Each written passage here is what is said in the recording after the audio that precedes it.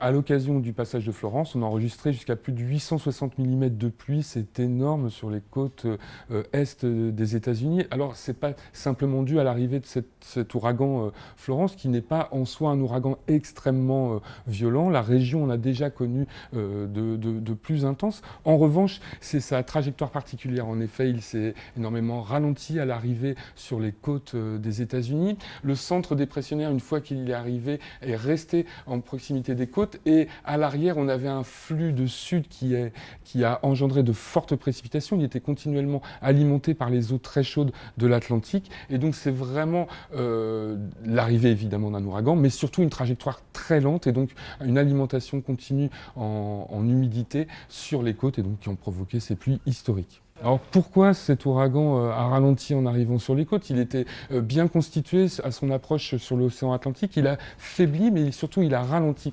On arrive sur le continent avec cette barrière géographique là, que constituent les Appalaches et on a une barrière en quelque sorte atmosphérique avec des conditions de grande échelle qui favorisent un ralentissement de ce cyclone. On se retrouve finalement un petit peu dans les conditions de Harvey qui avait provoqué des précipitations historiques sur les côtes du Texas près de Houston-Galveston. On a vu des quantités hallucinantes de pluie. C'était surtout parce que le centre dépressionnaire de l'ouragan était resté à proximité et qu'on avait une zone sans cesse alimentée en air très chaud et humide sur les mers.